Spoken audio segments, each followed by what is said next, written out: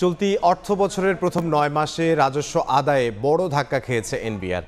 সংস্থাটির মাসিক প্রতিবেদনের তথ্য গেল জুলাই থেকে মার্চ পর্যন্ত ৩,৮৫,৮৫২ কোটি টাকা লক্ষ্যমাত্রার বিপরীত আদায় কম হয়েছে প্রায় ৯৮,০০০ কোটি টাকা। এ সময় সবচেয়ে বেশি ঘাটতিতে পড়েছে আয়কর।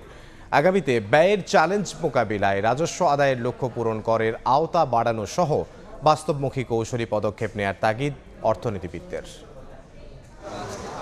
ঊর্ধ্বমুখী জ্বালানি ব্যয় যখন নিত্যপণ্যের দাম বৃদ্ধি সহ নানা শঙ্কায় সাধারণ মানুষ, সামাজিক সুরক্ষা সহ বিভিন্ন খাতে বাড়ছে সরকারি ব্যয়, তখন চলতি বছরের প্রথম ৯ মাসে রাজস্ব আদায় পরিস্থিতি তুলে ধরে এনবিআর জানালো, লক্ষ্যমাত্রার তুলনায় প্রায় ৯৮,০০০ কোটি টাকা কম আদায় করতে পেরেছে সংস্থাটি।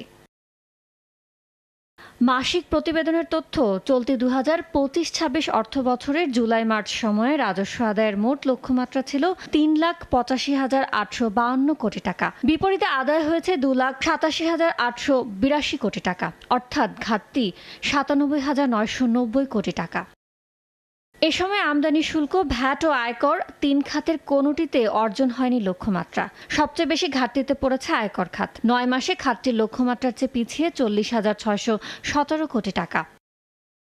আমদানি খাতে ৯ মাসে ১,০৩,১৯৬ কোটি টাকা আদায় লক্ষ্যমাত্রার বিপরীতে হয়েছে ৮০,২২৩ কোটি টাকা। লক্ষ্যমাত্রার তুলনায় রাজস্ব আদায়ে ঘাটতি তৈরি হয়েছে এবং এতে করে সরকারের যে ব্যয় ব্যবস্থাপনা সেটি কিন্তু একটা বড় চ্যালেঞ্জের মধ্যে পড়েছে। রাজস্ব আদায় যদি আর বাড়ানো না যায় তাহলে সেক্ষেত্রে কিন্তু অনেক বড় সমস্যা তৈরি হতে পারে।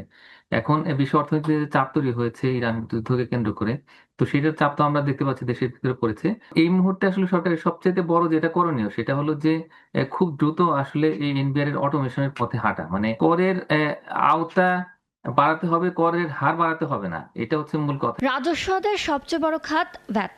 মার্চ পর্যন্ত ৯ মাসে ভ্যাট আদায় হয়েছে ১,০৯,১৩৮ কোটি টাকা। এ খাতে ঘাটতি ৩৪,৪০০ কোটি টাকা। এনবিআর বলছে, লক্ষ্যমাত্রা অর্জনে ব্যাপক পিছিয়ে থাকলেও চলতি বছরের প্রথম ৯ মাসে রাজস্ব আদায়ের প্রবৃদ্ধি ১১.১৫%। আগের বছর এ সময় আদায় হয়েছিল ২,৫৮,৯৯৬ কোটি টাকা। ইয়ানুর শিফাত, সময় সংবাদ, ঢাকা।